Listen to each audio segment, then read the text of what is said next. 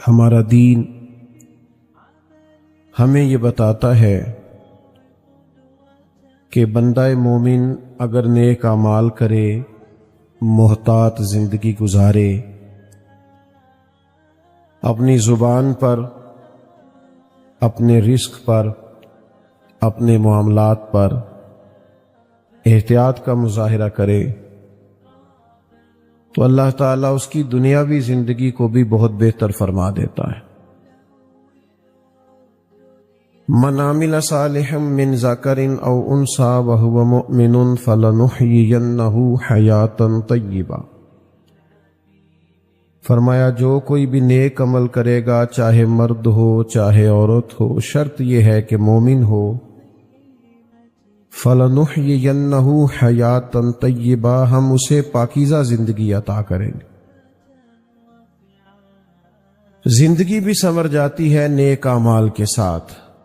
اگر کردار بہتر ہو، اعمال اچھے ہوں، احتیاط کے ساتھ انسان چلے تو اس کی زندگی میں سکون اور ٹھہراؤ آ جاتا ہے۔ اور اگر زندگی مطمئن ہو، اطمینان والی ہو، اعمال والی ہو، بیکار وقت ضائع نہ کیا جائے، تو قبر کا معاملہ بھی بڑا بہتر رہتا ہے۔ میں اور آپ جس زمانے میں وقت گزار رہے ہیں، یہاں زیادہ تر ہمارا وقت بیکار گزر جاتا ہے، ضائع ہو جاتا ہے۔ بعض لوگ ایسے ہوتے ہیں جو سنجیدگی کا مظاہرہ نہیں کرتے، سمجھدار ہوتے ہیں، معاملہ فہم ہوتے ہیں، اللہ نے نعمتیں بھی دے رکھی ہوتی ہیں، پر سارا وقت غیر سنجیدہ گزر جاتا ہے، ادھر چلے گئے، ادھر بیٹھ گئے، وہاں نکل گئے۔ نقصان یہ ہوتا ہے کہ آنکھیں اس وقت کھلتی ہیں جب آنکھیں بند کرنے کا ٹائم آ جاتا ہے، اس وقت فائدہ کوئی نہیں ہوتا۔ تو اگر تھوڑا سا اپنے اوپر تھوڑی سی توجہ کی جائے، اپنے آپ کو تھوڑا ٹائم دیا جائے اور اپنے اوپر تھوڑی جمع تقسیم کی جائے تو اندازہ ہوگا کہ بہت سارے اپنے تو ہمارے ہاتھوں سے نکل کے چلے گئے۔ تو ایسا تو نہیں ہے کہ بس انہوں نے جانا تھا تو ہم نے نہیں جانا، یہ ایک ترتیب ہے، اور ترتیب سے سب اپنے اپنے وقت پر رخصت ہو جائیں گے۔ اب یہ بات یاد رکھیے گا کہ اپنی آخرت کو بہتر کرنے کے لیے، آخرت کو، دنیا میں انسان نے رہنا ہوتا ہے تھوڑے ٹائم کے لیے، بڑی محنت کرتا ہے، ایک بلب بھی خراب نہیں ہونا چاہیے، اے سی کی کولنگ بھی کم نہیں ہونی چاہیے، جناب بیڈ پر اور بستر پر ذرا سا دھبا بھی نہیں ہونا چاہیے۔ تو تھوڑی دیر کے لیے رہنا ہے تو اتنا بندوبست کر رہے ہیں، تو جس قبر میں ہزاروں لاکھوں سال رہنا ہے اس کے لیے بھی تھوڑا بہت بندوبست کر لینا چاہیے، جدوجہد کر لینی چاہیے۔ اس کے لیے ذرا کام نہیں کرتے، حالانکہ دین یہ تھوڑی کہتا ہے کہ آپ کاروبار چھوڑ کے اور سارے تجارت چھوڑ کے محض آ کے مسجد میں بیٹھ جائیں تو پھر ہی آخرت کی تیاری ہوگی۔ دین کہتا ہے بس اپنے معاملات صحیح سر انجام دو۔ نبی کریم علیہ السلام نے فرمایا جو سچ بول کے تجارت کرے نا، آپ کی توجہ ہے میری بات پر؟ اللہ تعالیٰ آپ کو مہنگے مہنگے موبائل دے، کبھی کبھی چھوڑنے بھی چاہیے، کوئی فرق نہیں پڑتا۔ یہ 20-25 سال پہلے نہیں ہوتے تھے، سارے کام ہی ہوتے تھے اللہ کے فضل سے، کوئی کام رکتا نہیں تھا، ساری دنیا چلتی تھی۔ 2-4 منٹ کی بات ہے، آپ ذرا توجہ کریں میری بات پر، اور بات چونکہ اپنی نہیں ہے، اللہ رسول کی ہے، لہذا غور سے سننے والی۔ اس بات کو اچھی طرح سمجھیے گا اور غور کیجئے گا کہ اسلام یہ کہتا ہے کہ آپ اپنے کام ہی دیانتداری سے کریں، آپ تجارت ہی کریں، کاروبار ہی کریں، لیکن نبی کریم علیہ السلام نے فرمایا جو سچ بول کے تجارت کرے گا نا، کر دکانداری رہا ہے، کر تجارت ہی رہا ہے، فرمایا اگر سچ بول کے تجارت کرے گا تو اللہ قیامت کے دن نبیوں کے ساتھ جگہ عطا فرمائے۔ حضرت معروف کرخی رحمت اللہ تعالی علیہ کے پاس لوگ آ گئے بغداد شریف کے جمع ہو کے، نے کہا حضرت بارش نہیں ہوتی، قحط پڑ گیا، آپ دعا کر دیں۔ تو حضرت معروف کرخی رحمت اللہ علیہ فرمانے لگے یہ جو میری خانقاہ کے، مدرسے کے، مسجد کے باہر کریانے والا نہیں، اس سے دعا کراؤ، بارش ہو جائے گی۔ تو وہ سارے جانتے تو ہوتے ہیں، محلے میں کریانے والا، گاؤں میں کون ہے، وہ تو بھئی ہمارا کلاس فیلو ہے، کسی کا کزن ہے، کسی کا کچھ لگتا ہے، یہ دعا کرے گا تو بارش ہوگی۔ حضرت نے فرمایا تمہیں کہا نا دعا کراؤ بارش ہو جائے گی۔ لوگ اس کے پاس گئے تو وہ کہنے لگا یار میں تو سادہ سا آدمی ہوں، شیخ سے دعا کراؤ۔ کہنے لگے انہوں نے بھیجا ہے۔ اس نے ہاتھ اٹھا دیے، کہنے لگا اے اللہ تیرے بندے آئے ہیں اور کہتے ہیں تیرے بندے نے بھیجا ہے، تو کریم ہے، اپنے بندوں پہ بارش برسا دے۔ کہتے ہیں ابھی دعا مکمل نہیں ہوئی تھی کہ بارش آ گئی۔ تو وہ جو کچھ صاحب دل لوگ تھے وہ واپس حضرت معروف کرخی کی بارگاہ میں گئے، عرض گزار ہوئے حضور یہ کوئی رات کو الگ سے آ کے تہجد پڑھتا ہے، کوئی خانقاہ میں کوئی الگ سے وظائف کرتا ہے، کیا مثلاً یہ کرتا ہے کہ اس کی دعا میں اتنی قبولیت؟ تو آپ فرمانے لگے کچھ بھی نہیں کرتا، 5 نمازیں پڑھتا ہے، اتنا ہی کرتا ہے جتنا تم کرتے ہو۔ تو کہ حضور پھر اتنی قبولیت کے ہاتھ اٹھائے اور فوراً بارش آ گئی؟ آپ فرمانے لگے بات صرف اتنی ہے کہ 35 سال ہو گئے میرے مدرسے کے باہر دکان کرتا ہے، میں نے جب بھی دیکھا ہے سودا پورا تولتا ہے، گاہکوں کے ساتھ سچ بولتا ہے، ملاوٹ والی چیز نہیں بیچتا۔ تو جو 35 سال اپنے رب کی مانے نا، وہ جب ہاتھ اٹھا لے تو اللہ بھی اس کی مانتا ہے۔ تو بھئی اپنے ہی کام تھوڑے درست کر لیے جائیں۔ یاد رکھیے گا ہم جو سرمایہ چھوڑ کے جائیں گے وہ بچے کھائیں گے، لیکن حساب ہم دیں گے، بچے نہیں دیں گے۔ انہوں نے غلط کمایا نہیں نا، وہ تو ہم نے کمایا۔ اس لیے میاں صاحب نے کہا کہ وہ جنہ لی تو پاپ کمائے وہ کتھے نہیں تیرے کر دے، بلا ان کو، اب حساب کا وقت آ گیا۔ تو محتاط وقت گزاریں، اپنے آپ پر تھوڑا غور کریں، غیر سنجیدگی سے نکل آئیں۔ یہ جو ہمارے پاس تھوڑے تھوڑے پیغامات آتے ہیں نا موت کے، یہ موت کے پیغام ہوتے ہیں۔ حضرت ابراہیم علیہ السلام نے عرض کیا تھا مالک، حضرت اسرائیل کو بھیج دیا، پہلے کوئی پیغام ہی نہیں بھیجا۔ تو اللہ کریم نے فرمایا جب آپ کے صحت مند وجود میں پہلا درد ہوا تھا تو موت کا پہلا پیغام تو آیا تھا، اور جب کالے سیاہ بالوں میں پہلا سفید بال آیا تھا تو پیغام تو بھیجا تھا۔ تو پیغام تو روز آتے رہے، یہ بالکل بریک لگ گئی اور ہم بچ گئے تو یہ پیغام تو ہے کہ مہلت مل گئی۔ یہ بالکل جب آپ نے سمجھا کہ یار اگر آج 2 منٹ کی لیٹ ہو جاتی تو معاملہ خراب تھا، تو بھئی پیغام تو آیا تھا، بچ گئے۔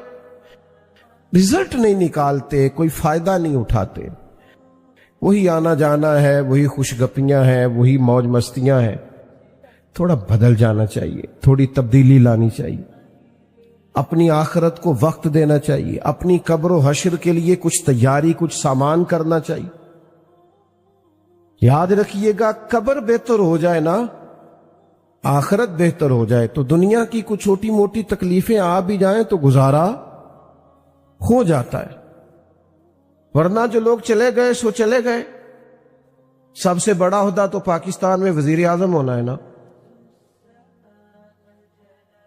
تو میں آپ کو پاکستان میں جتنے وزراء اعظم رہ چکے ہیں میں سب کے نام نہیں بتا سکتا، آئے چلے گئے، چھٹی، فارغ ہو گئے، ختم ہو گیا کام، اب کون پوچھتا ہے بھائی؟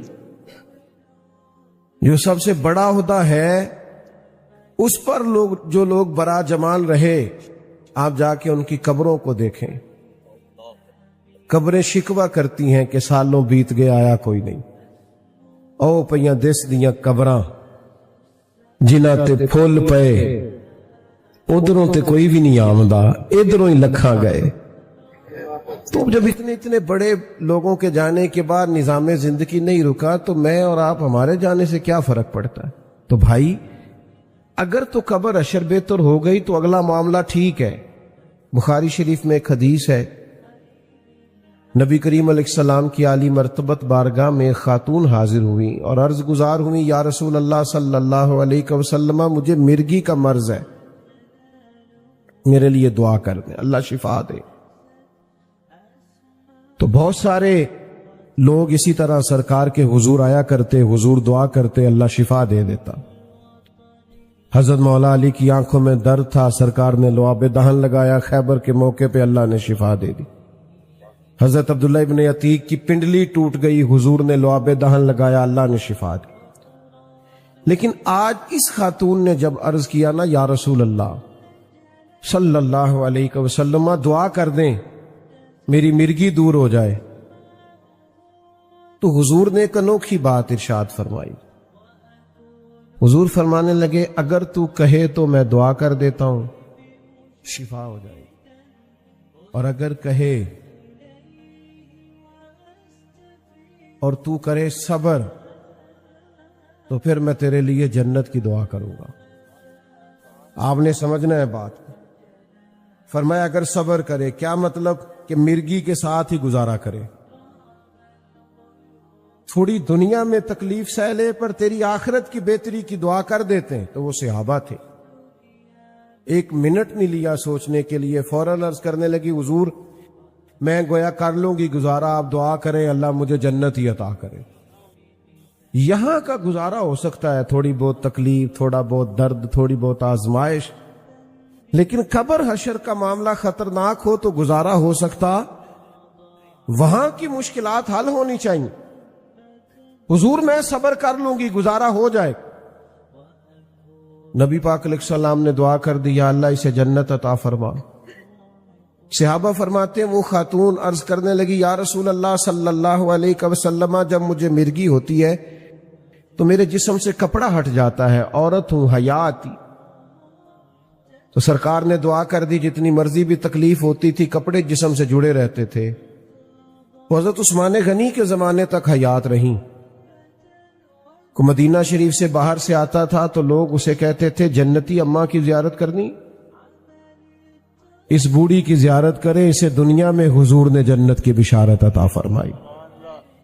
تو آخرت کی بہتری کا بھی تو کچھ نہ کچھ انتظام ہونا چاہیے۔ اچھا پھر اگر ہمارا یہ خیال ہونا کہ میرے بچے پیچھے سے بڑا صدقہ دے دیں گے تو یقیناً جتنا میں نے اپنے ابا جی کے لیے دیا میرے بچے بھی اتنا کو دے دیں گے۔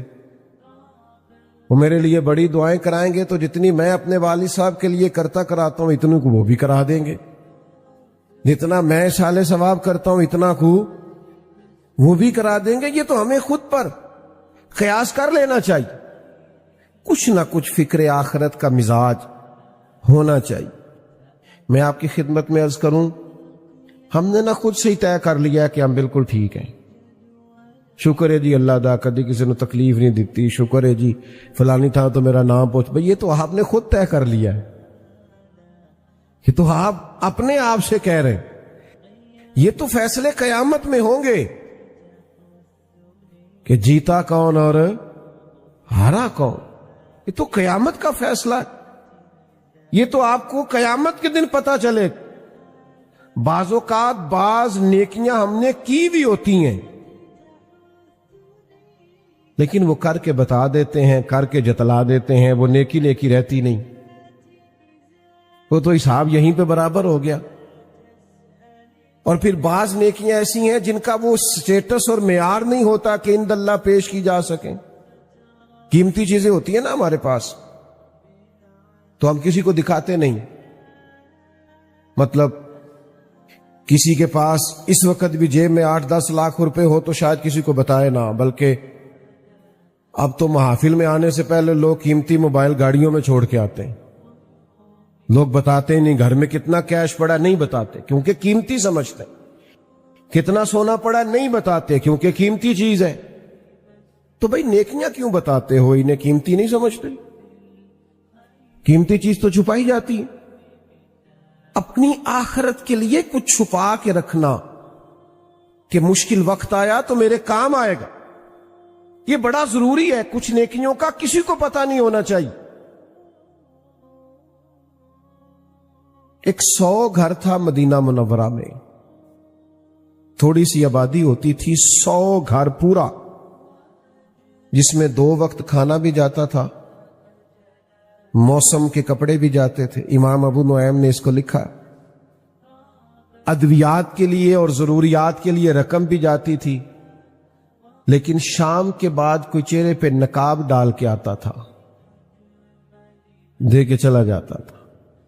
اگر گھر والے نام پوچھتے تو وہ غصہ کرتا، اور سالوں وہ بوڑھا شخص کھانا لے کے اور ادویات لے کے اور لباس لے کے آتا رہا، پتہ نہیں تھا کسی کو کون ہے۔ پھر اچانک وہ کھانا آنا، وہ خرچہ آنا بند ہوا۔ لوگ غریب ایک دوسرے سے پوچھنے لگے تیرے گھر کب سے نہیں آیا، تیرے گھر کب سے نہیں آیا؟ تو لوگوں نے تاریخیں ملانا شروع کی تو پتہ چلا 18 محرم کے بعد یہ سب کے گھروں میں 100 گھروں میں کھانا آنا بند ہوا ہے۔ اب جب تحقیق کرنے لگے تو پتہ چلا کہ 18 محرم کو تو امام زین العابدین کا انتقال ہوا۔ امام حسین کے کربلا میں تنہا بچ جانے والے شہزادے رات کو اپنے کندھوں پر راشن کی بوریاں رکھ کے کندھوں پر غربا کے گھروں میں پہنچاتے تھے، اور جب غسل دیا جا رہا تھا تو پشت پر نشان تھے بوجھ اٹھانے کے۔ لوگوں نے آپ کے بیٹے سے کہا یہ کیا ہے؟ کہنے لگے میرا بوڑھا باپ کندھوں پہ تھیلے اٹھا کے غربا کے گھروں میں پہنچانے جاتا تھا۔ تو کہا آپ جوان تھے تو آپ کیوں نہیں جاتے تھے؟ کہا 100 دفعہ منت کی کہ مجھے بتا دیں میں دے آتا ہوں، تو کہتے تھے اس غریب کا پردہ نہیں کھولنا، اور ساتھ فرماتے تھے یہ میرا اور میرے اللہ کا راز ہے، اے تے اکھاں جدوں میٹیاں تے زمانہ مینوں روے گا، اپنا تے اپنا بیگانہ مینوں روے گا، جدوں نہ میں دسیا میں خاراں نوں میں خانے وچ، پھر جام ٹوٹ جان گے تے میں خانہ مینوں روے گا۔ کئی لک لک رون گے تے کئی بک بک رون گے، گلیاں دا یانا تے سیانا مینوں روے گا۔ تو کچھ اپنے لیے جمع تو کیا جائے، کچھ اختیار تو کیا جائے۔ ہر چیز بتا کے ہر چیز بتا، یہاں بہت سارے کام لوگ اولاد کو بتا کے نہیں کرتے، ذاتی ہوتے ہیں، یہ میں نے دوستوں کے لیے رکھا ہے، تو بھائی کچھ کام اللہ کے لیے بھی رکھ لو جو کسی کو نہ بتاؤ۔ حضرت عمر بن عبدالعزیز بادشاہ تھے، 7 در، بس میں بات کو سمیٹنے لگا ہوں، بادشاہ بھی تھے اور درویش بھی تھے۔ تو صبح جو کام کرنا ہوتا تھا نا اس کی لسٹ بنا لیتے تھے۔ جو لوگ سمجھتے ہیں نا مجھے شاید صبح یاد نہ رہے وہ رات کو لکھ لیتے ہیں، آج کل لوگ موبائل میں لکھ لیتے ہیں۔ تو لسٹ بنا لیتے تھے کہ صبح میں نے ظہر سے پہلے ماحولیات والوں کو بلانا ہے، اور ظہر کے بعد میں نے تعلیم کے محکمے والوں سے میٹنگ کرنی ہے، اور 4 بجے پھر مجھے دفاع والوں سے بات کرنی ہے۔ تو وہ لسٹ رات کو بناتے تھے اور صبح آتے ہی اپنے وزیر کو دیتے تھے کہ اس ٹائم فلاں وزراء کو اور محکموں کو طلب کر لینا۔ تو وزیر کو لسٹ دی آپ نے ایک دن نکال کے، تو اس پہ لکھا تھا میں جو 5000 بار درود پاک پڑھتا ہوں تو کل میرا 500 رہ گیا تھا، آج 5500 پڑھنا ہے۔ لکھا تھا کہ آج فلاں یتیم بچیوں کی باری ہے، وہاں راشن پہنچانا ہے۔ ابھی 2-3 لائنیں وزیر نے پڑھی تھیں کہ حضرت نے چھین لی، فرمانے لگے اوہو یہ تو میری ذاتی ہے، تیری دوسری ہے، یہ غلط چلی گئی، اور 2 صفحے بھرے ہوئے تھے، 1-2 لائن پڑھی تو چھین لی۔ تو وزیر پیروں میں بیٹھ گیا، کہنے لگا حضور میں بھی سارا دن ساتھ ہوتا ہوں، یہ کام کس ٹائم کرتے ہو؟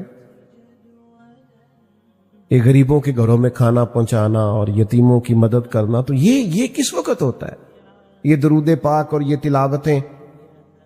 تو آپ فرمانے لگے وزیر چپ کر جا، کچھ چیزیں بندوں نے نا ذرا چھپا کے رکھی ہوتی ہیں، مشکل وقت آیا تو کام آئیں گی۔ کہ عقیدہ مرن جین رکھے ہے؟ کہتے ہیں کچھ تھوڑا مرن جین رکھا ہوتا ہے کہ کوئی مشکل وقت آئی تو۔ فرمانے لگے یہ بھی میں نے کچھ نیکیاں چھپا کے رکھ لی ہیں، قیامت آئی تو مشکل قیامت میں آئی تو ہو سکتا ہے میرے کام آ جائے، میں نے چھپا لی ہیں، یہ میرا اور میرے اللہ کا راز ہے، یہ میں کسی کو بتا سکتا۔ میرا رب فرماتا ہے یوم نحشر المتقین الی الرحمن وفدا، فرمایا جب متقی لوگوں کی قبریں کھلیں گی نا قیامت میں، نیک لوگوں کی، تو وہ رب کی بارگاہ میں پہنچائے تو جائیں گے پر مہمان بنا کر بٹھائے جائیں گے۔ اللہ کے مہمان ہوں گے جو متقی ہوں گے، تھوڑا سا نا وقت اپنے آپ کو دیں. الحمدللہ سیاسی سماجی فلاحی کام خوب کریں، پر کچھ چیزیں رکھ لیں مشکل وقت کے لیے، آخرت کے لیے، قبر و حشر کے لیے. کچھ معاملات کو سمیٹ لیں. بالکل اچانک سے وقت آ جاتا ہے، کچھ سمیٹنے کا موقع ہی نہیں ملتا، اور پچھتاوے ہیں کہ جان ہی نہیں چھوڑتے. بچے کہہ رہے ہوتے ہیں کاش میں وقت پہ ہاسپٹل لے جاتا تو یہ ہو جاتا، کاش فلاں ہوتا. ہو بھائی کچھ بھی نہیں ہونا تھا، وقت آ گیا تھا، اب اسی پہ انجام تھا. تو میرے عزیز، میرے بھائی، میرے بزرگ، میرے دوست، کچھ اپنی آخرت کے لیے تیاری. وہ ہمارے دانشور تھے نا مرحوم واصف علی واصف صاحب، تو انہوں نے ایک پرائیویٹ سکول بنایا تھا آخر میں. تو وہ کلرک بٹھایا تھا بچے داخل کرنے کے لیے. تو وہ بچے کو داخلہ دینا ہے تو بچہ کہتا ہے میں فیس نہیں دے سکتا.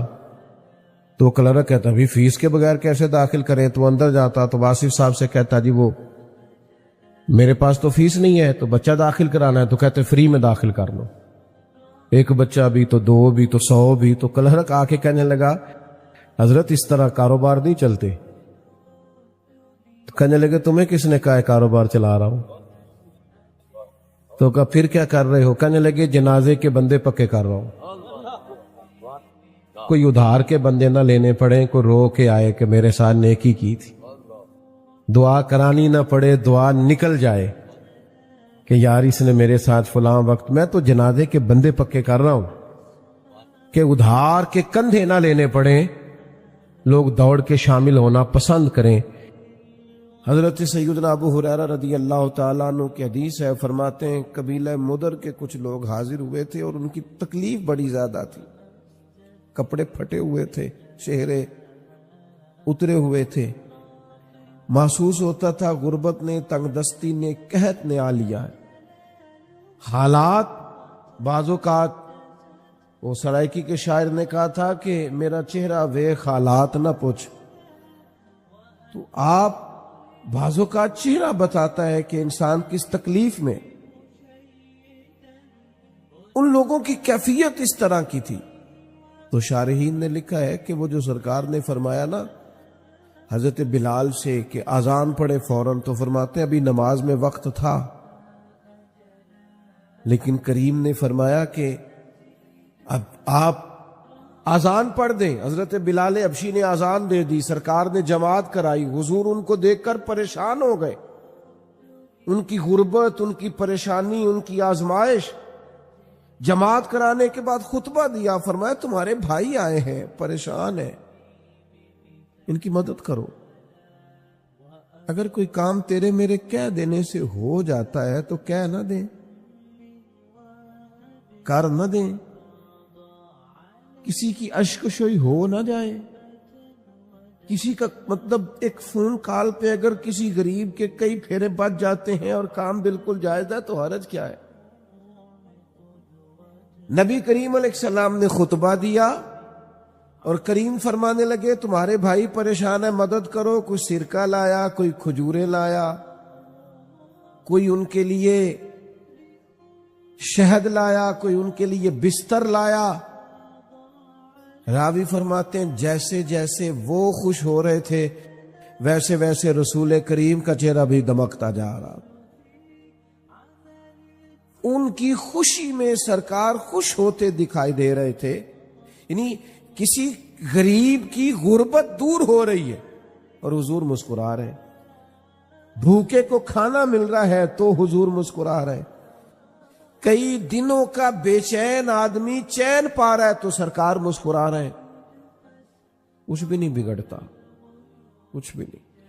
ہم اپنے ذاتی کام کے لیے بڑے طریقے جانتے ہیں. تو چلو جو نہیں بھی ہمارا واقف، جس سے نہیں بھی ہمارا تعلق، جس کے ووٹ تھوڑے ہیں، برادری زیادہ نہیں، جو نہیں بہت ساری جگہوں پہ ہمارے کام آ سکتا، اس کے لیے بھی تھوڑی گنجائش پیدا کرنا، سینہ کشادہ کر لیں. کسی کو دشواری میں دیکھ کر پریشان ہو جانا اور اس بندے کو آسانی ملنے پر خوش ہونا، یہ تو رسول پاک کا طریقہ ہے. میں دیکھتا ہوں کہ ماحول کے اندر بہت سارے لوگ ہیں جو اپنے چھوٹے چھوٹے مسائل کے لیے پریشان ہیں، دفاتر کے چکر کاٹتے ہیں، لوگوں سے مشورہ کرتے ہیں، صبح فائلیں اپنی بغل میں دبا کے سارا دن گھومتے ہیں، رات کو تھک کر لوٹتے ہیں اور صبح ایک نئی امید کے ساتھ اٹھتے ہیں کہ اب کہ میرا کام ہوگا کہ ہوگا۔ اور کچھ ایسے ہوتے ہیں ان کے پاس کوئی سفارش نہیں ہوتی، کسی بڑے آدمی کا کارڈ نہیں ہوتا، ان کے پاس کوئی بڑا نام لینے کو نہیں ہوتا، کوئی نہیں جانتا، تو پھر بہت سارے لوگ بھی انہیں پہچاننے سے انکار کر دیتے ہیں۔ لیکن کچھ ایسے ہیں جو جا کے ٹیبل پر کارڈ سجاتے ہیں تو فوراً کہا جاتا ہے اچھا فلاں نے بھیجا ہے، کرسی منگاؤ ذرا۔ تو بھائی کچھ لوگ ایسے بھی ہیں، قبیلہ آراش کا ایک شخص آیا تھا مکہ مکرمہ میں، اور دن وہ تھے جب قریش بڑی سخت مخالفت کر رہے تھے نبی کریم علیہ السلام۔ ابو جہل ہر وقت کسی نئی شرارت اور نئی سازش کے چکر میں رہتا تھا۔ وہ قبیلہ آراش کا شخص کہتا ہے میں چھوٹا سا تاجر تھا، گاؤں سے کچھ اونٹ کچھ گھوڑے میں خریدا کرتا، شہروں میں لا کے بیچا کرتا، تو کچھ اونٹ لایا، لا کے مکہ مکرمہ میں بیچ دیے، پر میری قسمت دیکھو مجھ سے خرید ابو جہل نے لیے۔ جب کا پیسے تو صبح آنا، صبح گئے تو شام آنا، شام گئے تو صبح آنا، چند دن تو انتظار کیا، اب تکلیف بڑھ گئی، پردیسی ہوں، جاننے والا کوئی نہیں۔ لوگوں سے دریافت کیا کہ یار میں اب یہاں آ کے انشاءاللہ پردیسی کوئی بھی نہ تھی وے، ککھ جنا تو پارے تو تاڑی مار اڑا نہ باہو اسی تے اگے ہی اڈن ہارے۔ یہ بڑا تکلیف دہ منظر ہے، میں یہاں میرا کوئی واقف نہیں اور یہ میرے ساتھ حال ہے، اب میں چھوٹا سا، اتنے پیسے میرے ڈوب گئے تو معاملہ گڑبڑ ہو جائے گا۔ تکلیف میں اس نے پوچھا یہاں سردار لوگ کہاں رہتے ہیں، سرپنچ لوگ کہاں بیٹھتے ہیں، تمہارے یہاں قبیلوں کے بڑے لوگ؟ تو انہوں نے کہا کہ وہ جو ٹولیوں میں بیٹھے ہیں نا حرم میں، وہ سردار ہی ہیں۔ تو شخص کہتا ہے میں وہاں آیا تو وہاں بڑے بڑے سردار بیٹھے تھے، عتبہ، عتیبہ، شیبہ، امیہ بن خلف، ابو سفیان، بڑے بڑے لوگ بیٹھے تھے۔ میں نے ان کے سامنے بات رکھی تو کہنے لگے کون ہے جو تیرا مال دبا گیا؟ اور جب میں نے ابو جہل کا نام لیا پھر سانپ سونگ گیا سب کو، پھر کوئی بات کرنے کو تیار ہی نہیں تھا۔ میرے نصیب دیکھو، قریب ہی بیت اللہ شریف کے قریب رسول رحمت بھی عبادت میں مصروف۔ تو کہتے ہیں ایک شخص نے نا معاذ اللہ ثم معاذ اللہ، نقل کفر نہ باشد، عذرائے مذاق کہا کہ وہ جو بیٹھے ہیں نا وہ تیرا مسئلہ حل کر دیں گے۔ تو میں پردیسی تھا، پتہ نہیں تھا، اس نے اشارہ کیا اور باقی ہنسنے لگے، سمجھا نہیں میں بات، پر میں حضور کی بارگاہ میں چلا گیا، جا کے میں نے عرض کی پردیسی بھی ہوں، مجبور بھی ہوں، اور یہاں کوئی جاننے والا بھی نہیں، بے کسوں کو رضا مجدہ دیجئے کہ ہے، غم زدوں کو رضا مجدہ دیجئے کہ ہے، بے کسوں کا سہارا ہمارا نبی۔ تو کوئی بھی نہیں ہے، مہربانی کریں۔ تو کہتے ہیں محبوب کریم علیہ السلام نے اس موقع پر ابو جہل سے اپنے تعلقات کی نوعیت کو بیان نہیں کیا، یہ نہیں فرمایا کہ حالات کیا ہیں۔ حضور اسی وقت اٹھے اور قربان جائیں اللہ کی ساری رحمتیں ساتھ ساتھ گویا چلنے لگی۔ ادھر سے ان کفار نے بھی ایک شخص بھیجا کہ یار وہ تو جا رہے ہیں، پتہ تو کرو ماجرا کیا ہوتا ہے۔ کہتے ہیں ابو جہل کے گھر گئے، دروازے پہ دستک دی، محبوب کو سارے رستے میں دیکھتا گیا کہ نظریں جھکی ہوئی ہیں، چلنے کا انداز بڑا دھیما ہے، میں کئی باتیں کرتا ہوں وہ ایک جواب دیتے ہیں۔ کہتے ہیں اس خوبصورتی سے چل رہے تھے، اس دھیمے پن سے، لیکن جب اس کا دروازہ آیا اور وہ باہر آیا تو پھر میں نے کریم کی جھکی ہوئی نظروں کو اٹھتے ہوئے دیکھا۔